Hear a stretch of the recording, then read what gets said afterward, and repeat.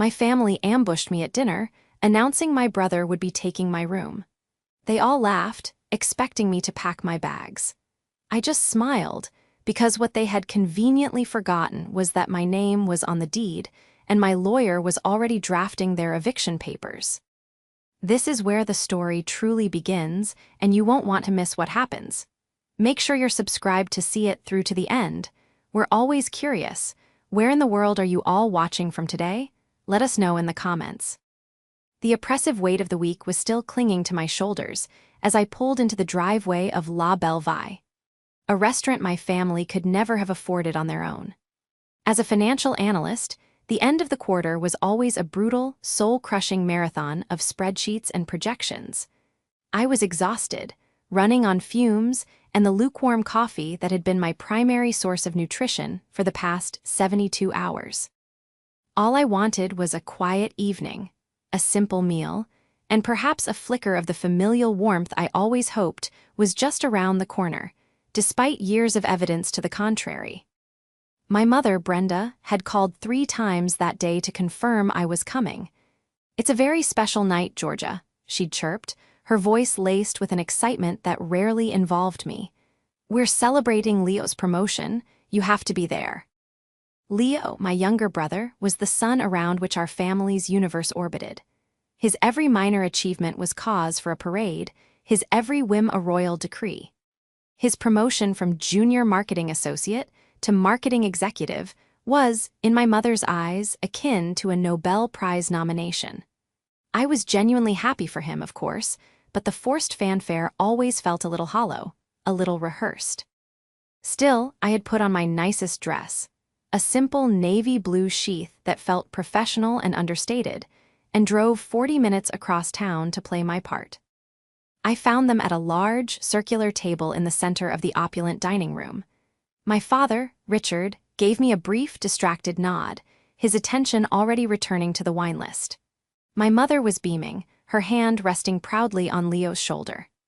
Leo, looking smug and handsome in a suit that was just a little too tight, was holding court, regaling them with a story about his brilliance in the boardroom. "Georgia, you made it," my mother exclaimed, as if my arrival were a delightful surprise rather than a mandated appearance. She gestured to the empty seat beside her, the one furthest from Leo. I slid into it, the plush velvet doing little to make me feel comfortable. The dinner proceeded as expected. A toast to Leo, another toast to Leo, a detailed 5-minute monologue from my mother about the signs of genius she'd spotted in him as a toddler. My father chimed in with anecdotes about Leo's high school football days. I ate my sea bass in silence, offering a polite smile or a nod when the conversation required it.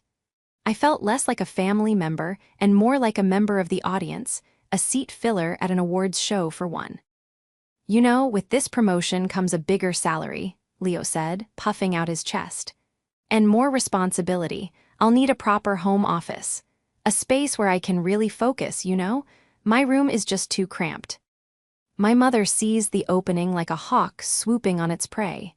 She placed her fork down with a delicate clink, a theatrical gesture designed to capture everyone's attention. "We've been thinking about that, haven't we, Richard?" My father grunted his assent, his eyes still on his plate. Brenda's gaze swept across the table and landed on me. There was a predatory gleam in her eyes, a triumphant smile playing on her lips that sent a shiver of dread down my spine.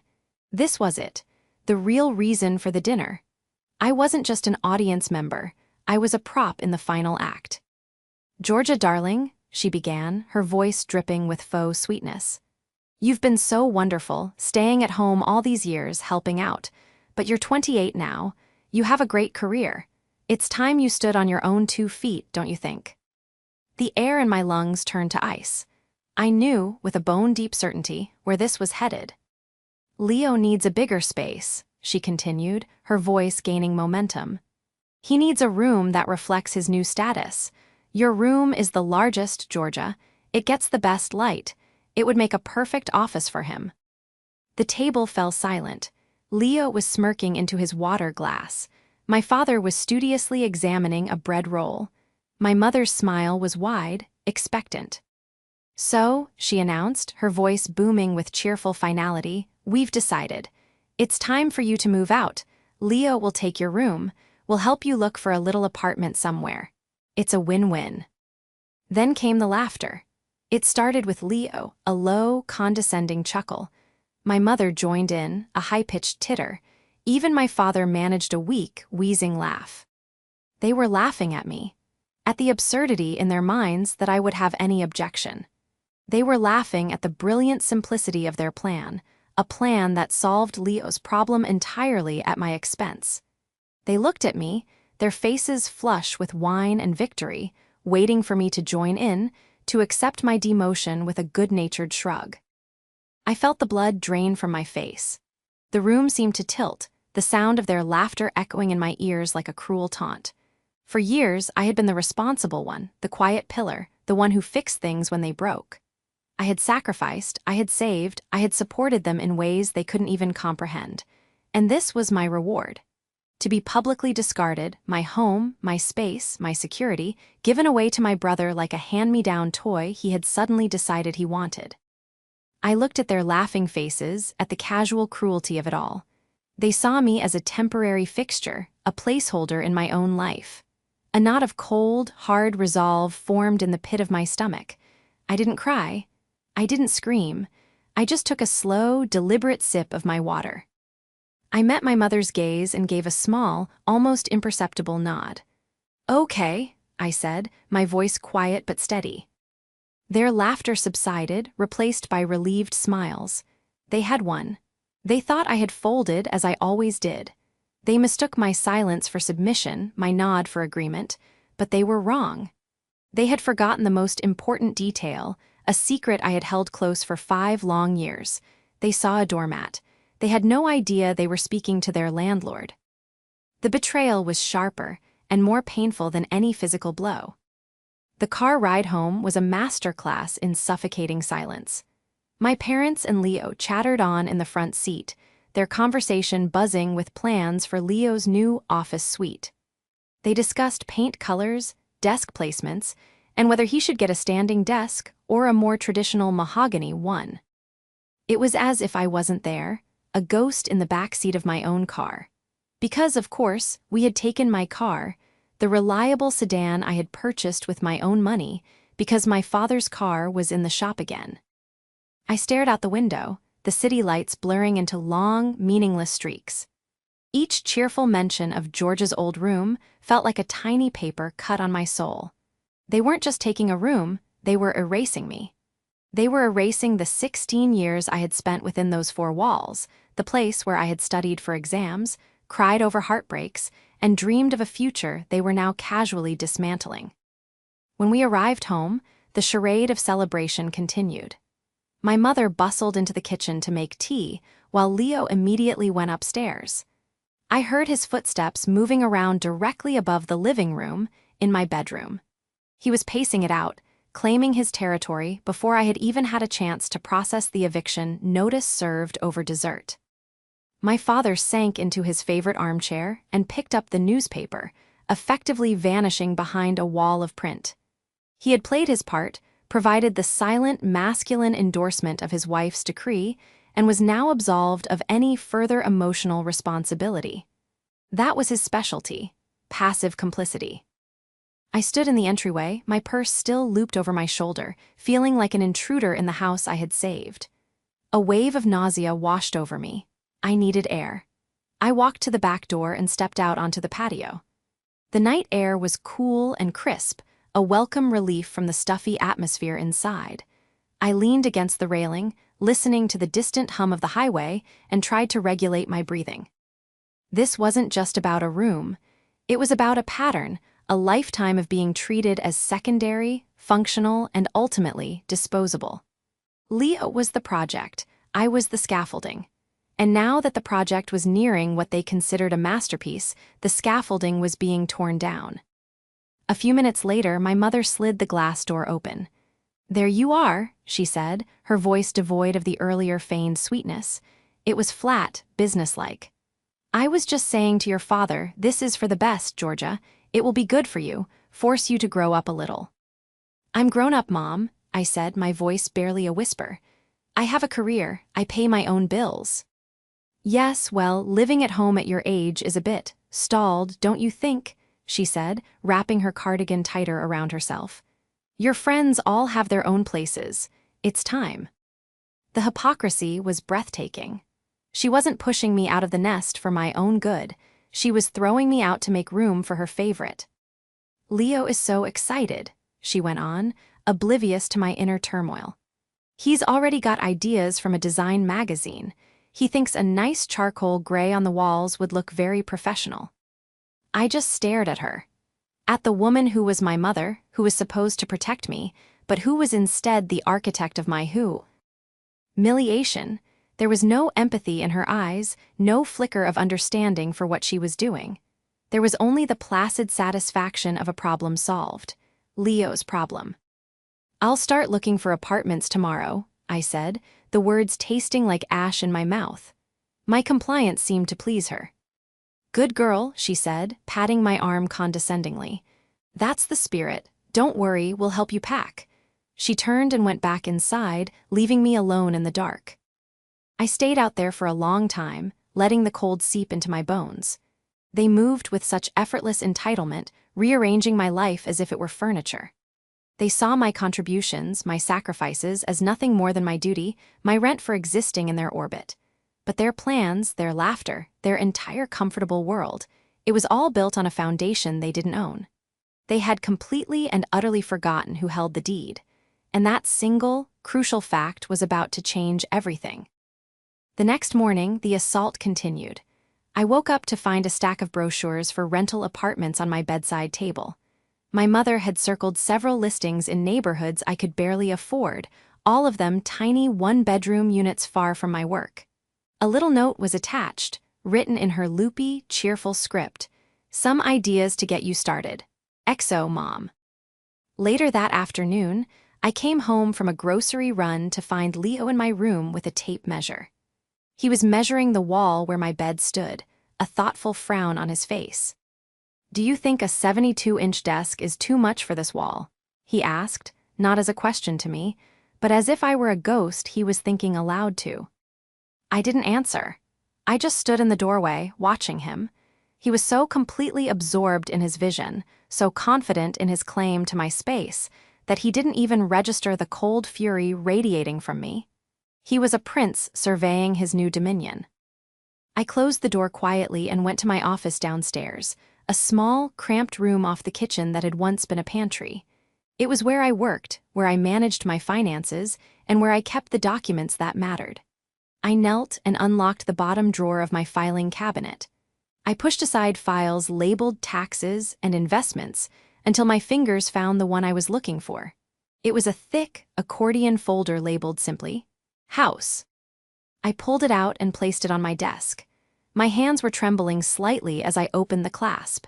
Inside, nestled amongst insurance papers and property tax receipts, was the quitclaim deed. Dated 5 years ago, signed by Richard and Brenda Miller, transferring full ownership of the property at 42 Evergreen Lane to their daughter, Georgia Miller. My name, my house. They thought they were kicking me out. They were about to discover they were squatters. The memory of the day the house became mine was seared into my brain, not with the triumph of ownership, but with the quiet desperation that had led to it. It was 6 years ago. I was 22, barely a year out of college, and just starting to find my footing as a junior analyst at a downtown firm. I was working 60-hour weeks, fueled by cheap coffee and the burning ambition to build a life for myself, to finally get my own apartment and taste real independence. That dream came crashing down during a phone call with my mother. Her voice was thin and tight with a panic she was trying desperately to conceal. The contracting business my father ran had hit a rough patch, a patch that had turned into a catastrophic collapse. A major client had declared bankruptcy without paying, leaving my father with massive material costs and payroll he couldn't meet. They had taken out a second mortgage years ago to expand the business, and now, with no income, the bank was threatening foreclosure. I came home that weekend to a house cloaked in a palpable sense of dread. My mother's perpetual smile was gone, replaced by a permanent frown. My father, a man who had always seemed so large and confident, looked shrunken, defeated. He spent his days on the phone, arguing with suppliers and pleading with the bank, his voice getting quieter with each failed call. Leo, who was 19 at the time, dealt with the stress by staying out late with friends, treating the house like a hotel, and avoiding the heavy, anxious atmosphere. The first foreclosure notice arrived in a certified letter. I was the one who signed for it. I watched my mother open it, her hands shaking so badly she could barely tear the envelope. She read it, and then she crumpled, sobbing at the kitchen table. That was the moment I made a choice. My dreams of a sunny downtown apartment, of weekend brunches and decorating my own space, could wait. My family was about to lose everything. I sat down with my parents that night with my laptop and all my bank statements. I walked them through my salary, my savings, and my own meticulously planned budget. "I can help," I told them. I laid out a plan. I would move my savings into their account to cover the immediate arrears. I would take over the monthly mortgage payments. I would set up a payment plan with the utility companies. My entire salary, minus the bare minimum I needed for gas and personal expenses, would go toward keeping them afloat. My mother cried with relief, hugging me so tightly I could barely breathe. My father, his pride wounded but his desperation greater, just nodded, unable to meet my eyes. "Just until I get back on my feet," he mumbled. Getting back on his feet took years. The business never recovered. He eventually took a job as a foreman for another company, earning a fraction of what he used to, and I kept paying. I paid the mortgage. I paid the property taxes. I paid for the new water heater when the old one burst. I paid for my mother's dental surgery. I paid for Leo's car insurance. My name became a permanent fixture on every bill. About a year into this arrangement, I realized the precariousness of my situation. I was pouring my entire financial future into an asset that wasn't legally mine. If anything happened to my parents, the house, along with my investment, would be tied up in probate. And with Leo as the favored child, I had no doubt who they would have willed it to. I sought advice from a pro bono legal clinic. A kind, elderly lawyer listened to my story and told me, in no uncertain terms, that I needed to protect myself. He suggested a quitclaim deed. It was the simplest way to transfer ownership. Broaching the subject with my parents was one of the hardest things I've ever done. My mother was instantly defensive. "It's like you don't trust us, Georgia," she'd said, her voice sharp with indignation. "It's not about trust," I explained calmly, repeating the lawyer's words. "It's a formality, for the bank, for tax purposes. It makes things cleaner since I'm the one making all the payments. Nothing will change. It will still be our home." It took weeks of gentle persuasion.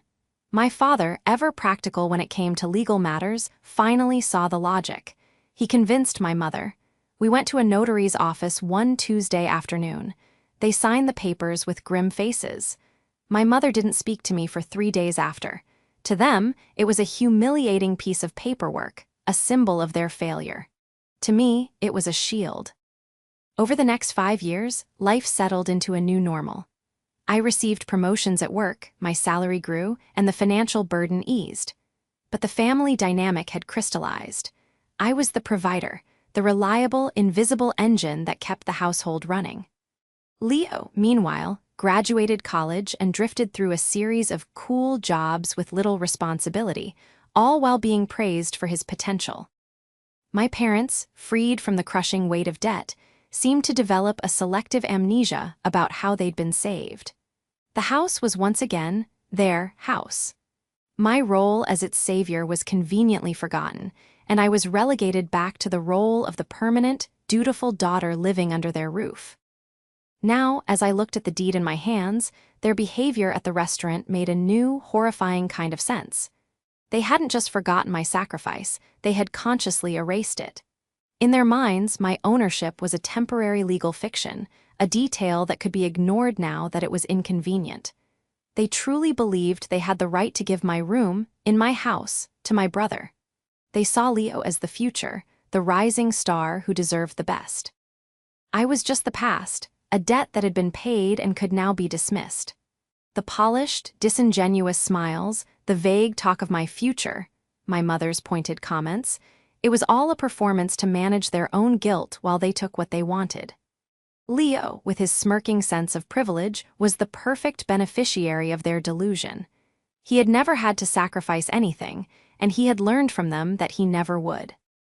He was the golden child, and he was about to get his golden office, built upon the foundation of my life's work.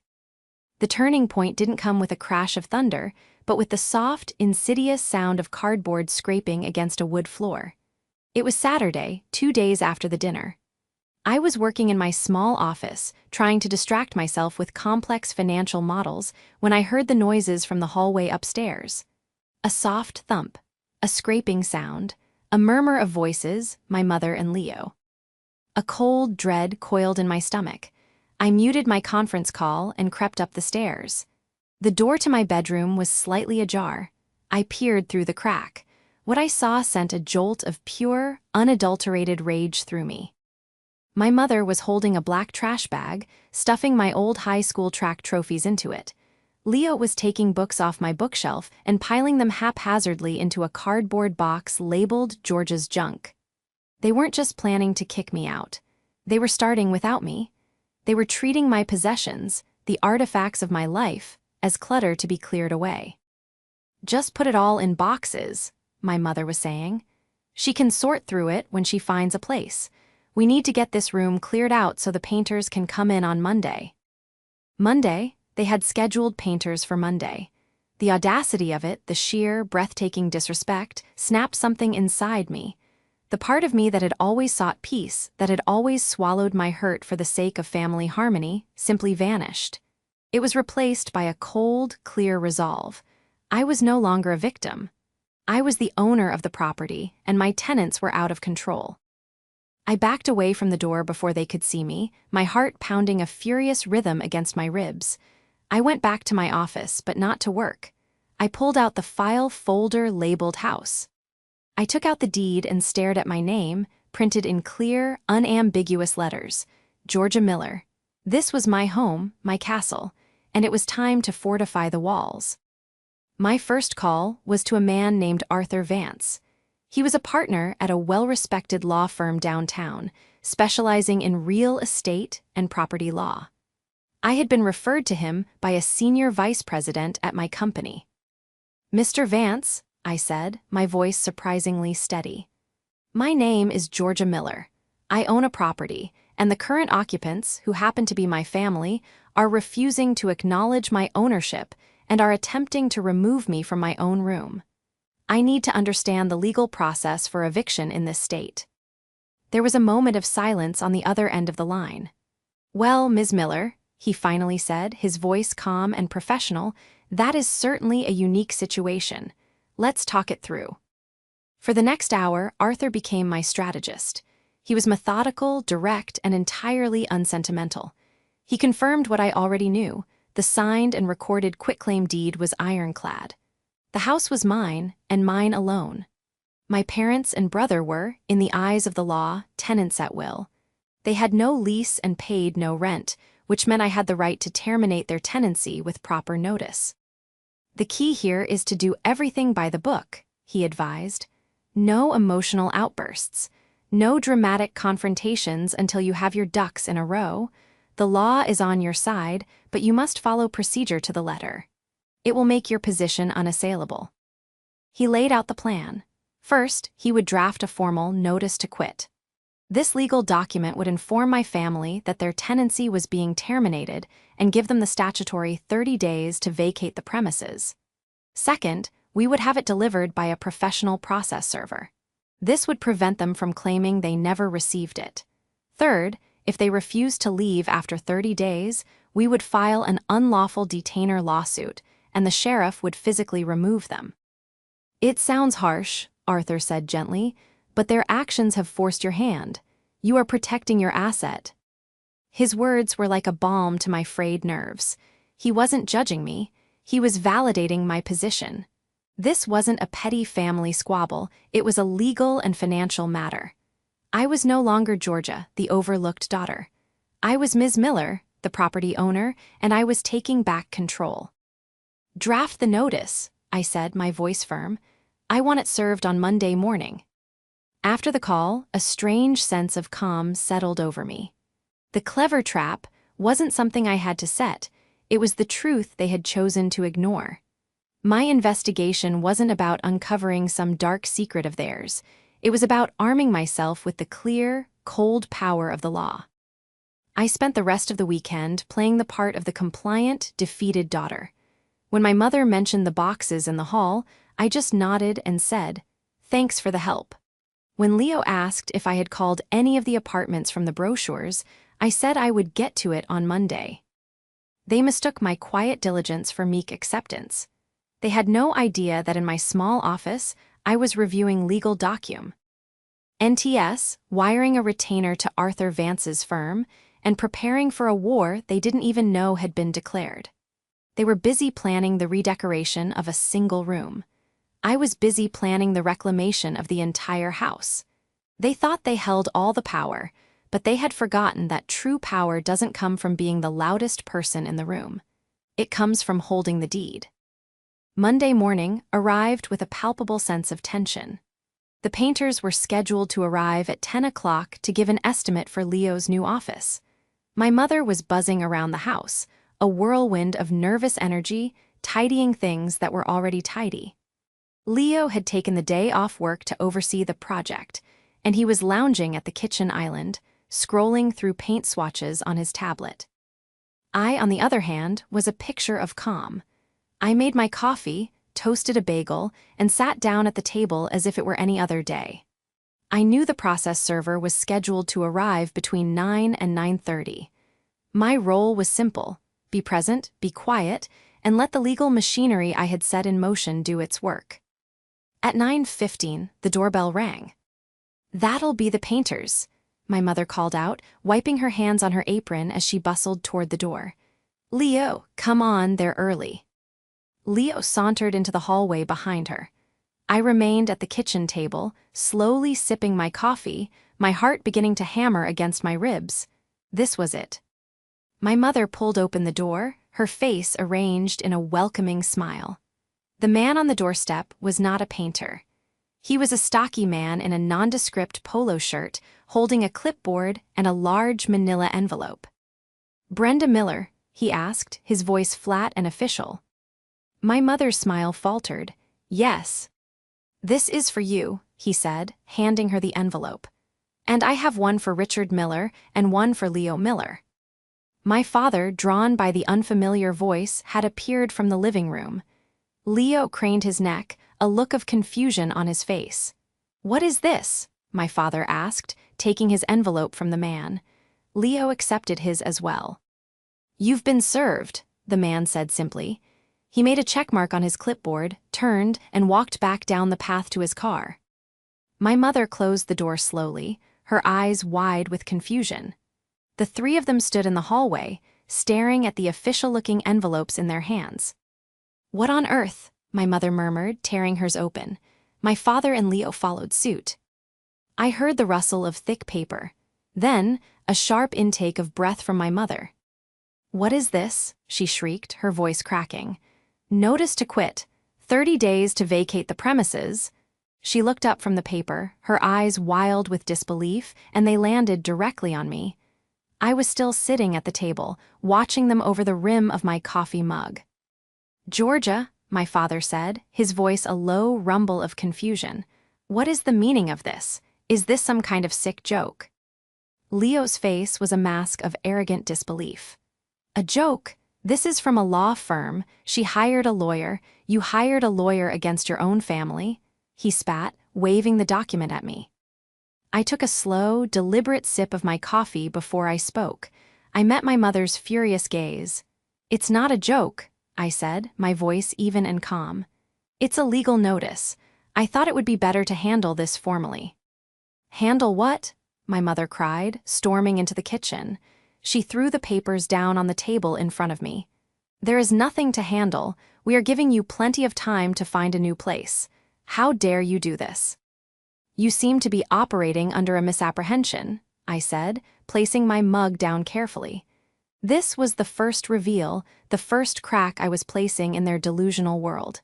You can't kick me out, because you can't kick someone out of their own house. My father scoffed. Don't be ridiculous, Georgia. This is our house. No, Dad, I said, shaking my head slowly. It's not anymore. It hasn't been for 5 years. Leo let out a short, bark-like laugh. Oh, I see what this is. This is about that silly paperwork from years ago. The formality to help with the bank. You can't possibly think that means anything. It means everything, Leo, I replied, my voice hardening. It's called a quitclaim deed. It means Mom and Dad legally signed the ownership of this property over to me. I hold the title. I pay the mortgage. I pay the taxes.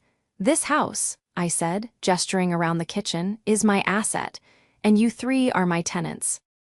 The color drained from my mother's face. My father stared at me, his mouth slightly agape, as if he were trying to process a foreign language. The legal document in his hand suddenly seemed much heavier. Brenda's shock quickly curdled into rage. She leaned forward, her hands flat on the table, her face inches from mine. You ungrateful little snake, she hissed. After everything we've done for you, we gave you a roof over your head. No. I corrected her, my voice dropping to a steely quiet. I gave you a roof over your heads. I saved this house from foreclosure when you were about to lose everything. That silly paperwork was the only thing protecting the money I poured into this place to keep you from being homeless. Leo's smirk had vanished, replaced by a sneer. So what, you're going to throw your own family out on the street? Over a bedroom? That's pathetic, even for you. You're not being thrown out over a bedroom, Leo, I said, standing up to face them. You're being asked to leave because you have shown me, in no uncertain terms, that you have zero respect for me or for what I have done. You treated me like a servant and an obstacle. You decided my home was yours to reallocate as you saw fit. You are not being evicted. Your tenancy is being terminated. The doorbell rang again. It was the painters. My mother just stared at it, speechless. The world she had so carefully constructed, where she was the benevolent matriarch and I was the dutiful child, had been shattered by a single, undeniable fact. Her threats, her anger, her theatrical indignation, they were useless. She was shouting at her landlord, and her lease was up. The week that followed the serving of the notice was a cold war fought within the walls of my own home. My family reacted not with introspection or regret, but with a desperate, clumsy escalation of tactics. They swung wildly between emotional blackmail and outright denial, refusing to accept the new reality. My mother's strategy was to try and weaponize guilt. She would corner me in the hallway, her eyes welling with crocodile tears. How could you do this to your father and me, Georgia? We're your parents. We could be out on the street. Is that what you want? To see us homeless? I want you to respect my legal ownership of my property, I would reply calmly, refusing to take the bait. You have 24 days left to find alternative housing. My father, on the other hand, adopted a policy of hostile silence. He would pointedly ignore me, walking out of a room the moment I entered. If he had to acknowledge me, it was with a glare of pure contempt. He saw my actions not as a defense of my property, but as the ultimate act of familial betrayal. He, the patriarch who had failed to provide, could not stand to be reminded that his daughter was the one who had saved and now controlled everything. Leo was perhaps the most infuriating.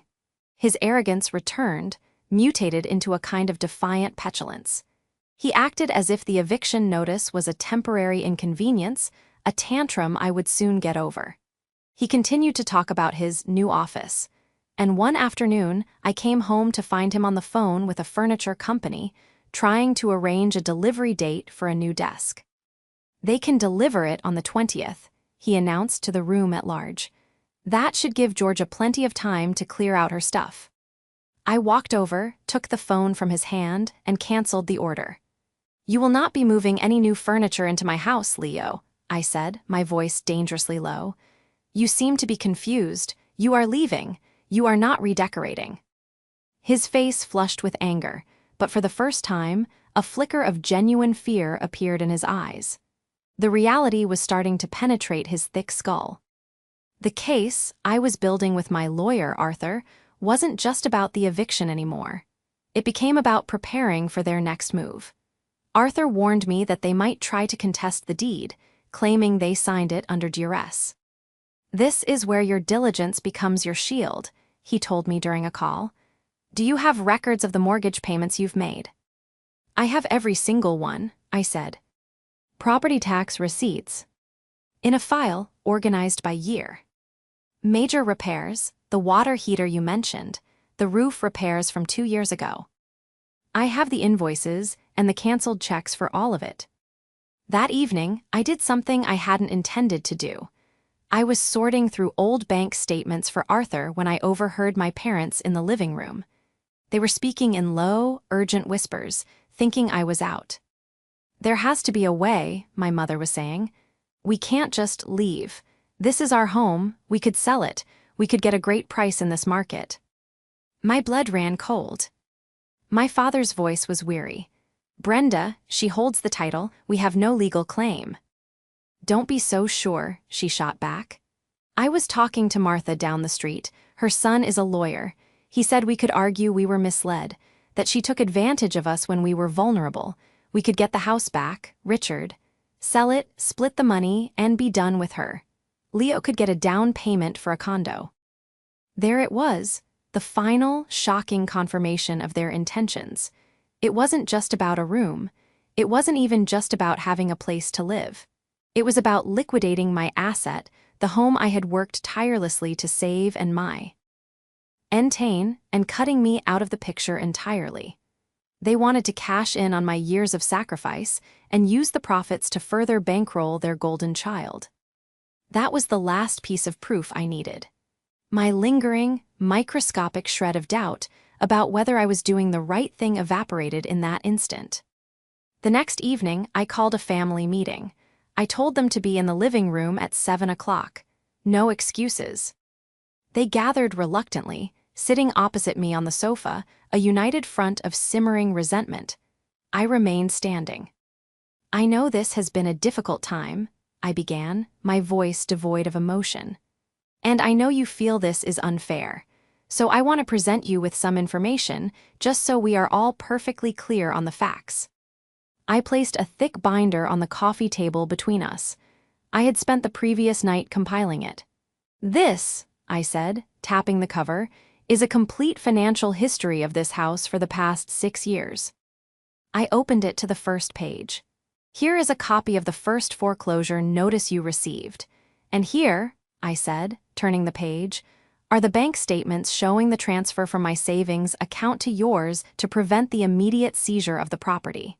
The amount, if you recall, was $32,000, my entire life savings at the time." I turned the page again. "Here is a ledger of every single mortgage payment made since that day, all drawn from my personal bank account. A total of 72 consecutive payments amounting to over $200,000. I continued, page after damning page. Property tax receipts, homeowners insurance payments, the $5,000 invoice for the new roof, the $2,000 bill for the emergency plumbing work, all paid by me." When I was finished, I closed the binder. "This house is not an emotional concept," I said, my voice cutting through the stunned silence. "It is a financial asset, an asset that you had forfeited and that I purchased through years of work and sacrifice." Then I looked directly at my mother. "And just yesterday, I heard you discussing your plans to take this asset from me, sell it, and use the money to set Leo up in a condo. You weren't just trying to kick me out of my room, you were planning to steal my entire investment, my entire future." The silence in the room was absolute. My mother's face was ashen. My father stared at the binder as if it were a venomous snake. Leo looked from his parents to me, the smugness finally, completely gone, replaced by a dawning, horrified understanding. The spell was broken. The irrefutable, black-and-white proof of their breathtaking entitlement was sitting on the table, and there was nothing they could say to deny it. The final showdown didn't happen with shouting or tears. It happened with the quiet, mundane rumble of a moving truck. The 30-day notice period was set to expire on a Friday. On the Wednesday of that final week, I came home from work to find a large, yellow rental truck parked in the driveway. My father and Leo were on the front lawn, arguing over how to best use a dolly to move the heavy, antique sideboard from the dining room. My mother was directing the operation from the porch, a clipboard in hand, looking stressed but determined. They had clearly decided to wait until the last possible moment, perhaps holding out hope that I would cave. When they saw my car pull in, they all froze. The argument stopped. My mother's face hardened. This was their final act of defiance. They were moving, yes, but on their own terms, portraying themselves as the victims of my cold-hearted, legalistic maneuvering. They were creating a public spectacle for the neighbors, a visual tableau of a poor, displaced family being forced from their home. I parked my car on the street, got out, and walked calmly up the driveway. I didn't say a word to them. I walked past the truck, past the scattered boxes on the lawn, and went into the house. I could feel their eyes on my back. I went straight to my office and made a phone call. Then, I went to the kitchen, poured myself a glass of iced water, and waited. 5 minutes later, Leo stormed into the house. "What do you think you're doing?" he demanded. "Just going to walk past us like we don't exist. We're out here breaking our backs because of you." "You're moving out because your tenancy was terminated, Leo," I said without looking at him. "You've had 30 days to plan this. The fact that you left it to the last minute is not my problem." "This is unbelievable," he muttered, shaking his head as he stalked back outside. Another 10 minutes passed. Then I saw it. A sleek, black town car pulled up to the curb behind the moving truck. Arthur Vance got out of the passenger side, dressed in a sharp charcoal suit and carrying a leather briefcase. Following him was a man I recognized from a photo Arthur had sent me, Mr. Henderson, a professional real estate appraiser. I walked to the front door and opened it. "Arthur, Mr. Henderson, thank you for coming on such short notice," I said, my voice loud enough to carry across the lawn. My family stopped what they were doing and stared.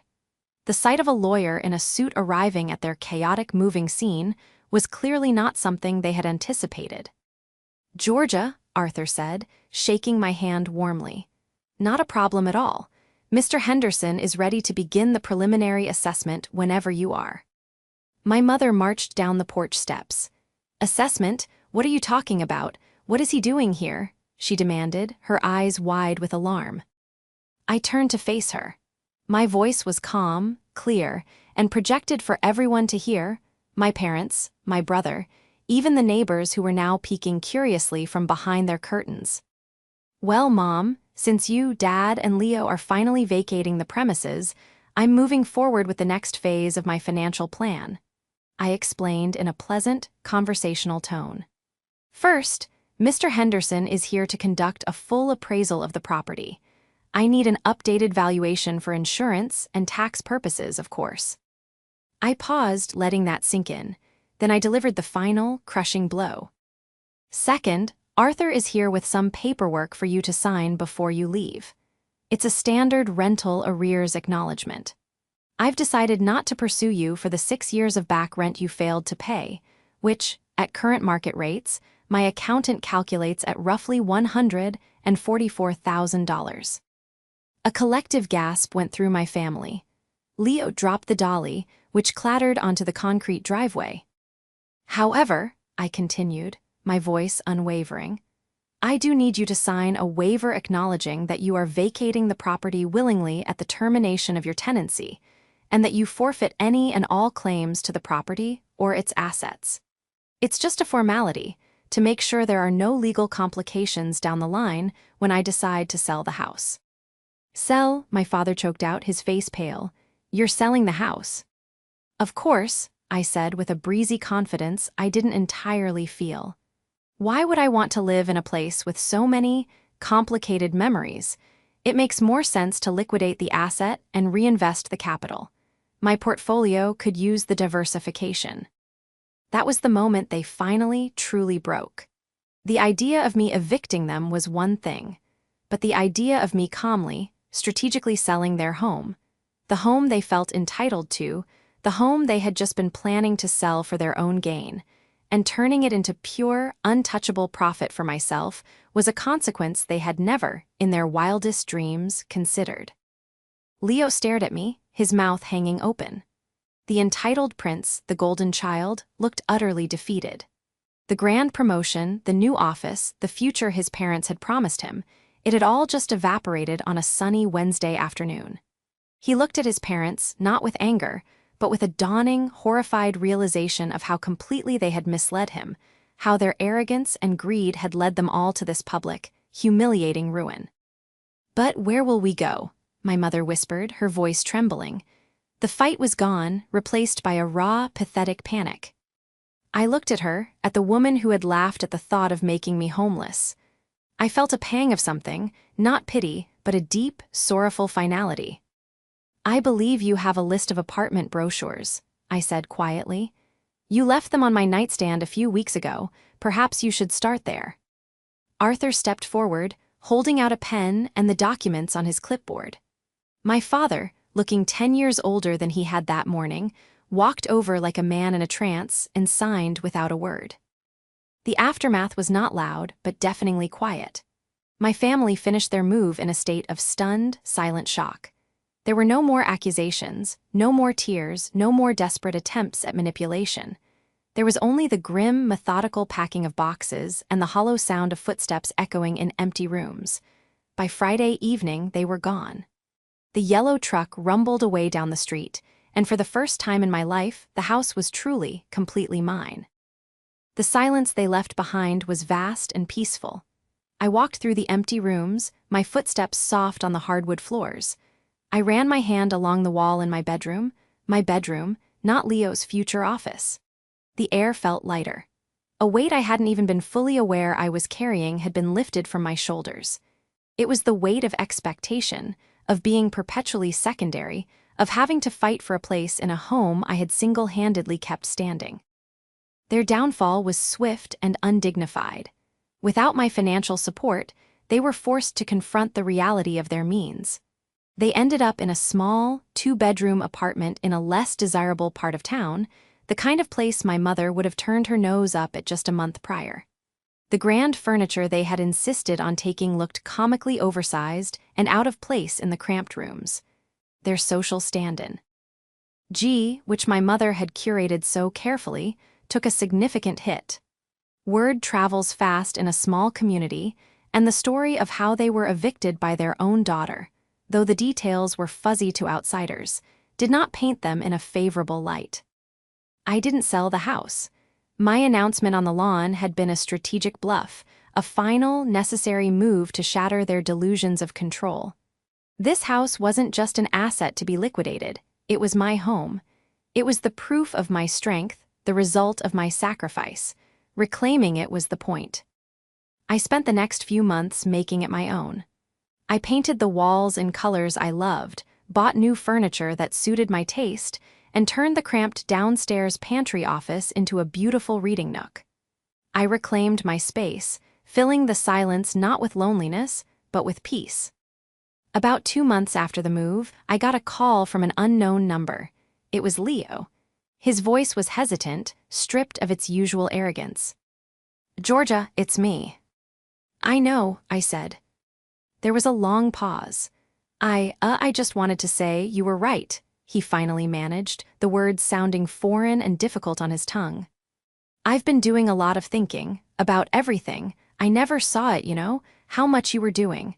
They always just made it seem like you were the one who was lucky to be there. I was stupid. I'm sorry." It was the first genuine apology he had ever given me. He told me that living in the cramped apartment, watching his parents complain and struggle, had been a harsh wake-up call. He had finally seen their entitlement for what it was and his own complicity in it. "I'm getting my own place," he said. "A small studio, I don't want to be like them." It was a start. I accepted his apology, not with a promise that everything would go back to the way it was, but with an acknowledgement that something new might be possible. We began to talk, tentatively at first, building a new relationship, one based not on the toxic family hierarchy we grew up with, but on a fragile, newfound respect. I never reconciled with my parents. My mother tried to call a few times, her attempts to reconnect always circling back to her own perceived victimhood. My father never reached out at all. I realized that the relationship I had been trying to earn my whole life wasn't something I had ever truly possessed. I was mourning the loss of a family I had wanted, not the family I actually had. My justice wasn't loud or vengeful. It was the quiet, steady peace of my own home. It was the freedom to live my life without fighting for my own value. It was the calm of a Saturday morning, sitting in my sun-filled kitchen, sipping coffee from a mug that no one could take from me, in a house that was finally, unequivocally, a home. And it was more than enough.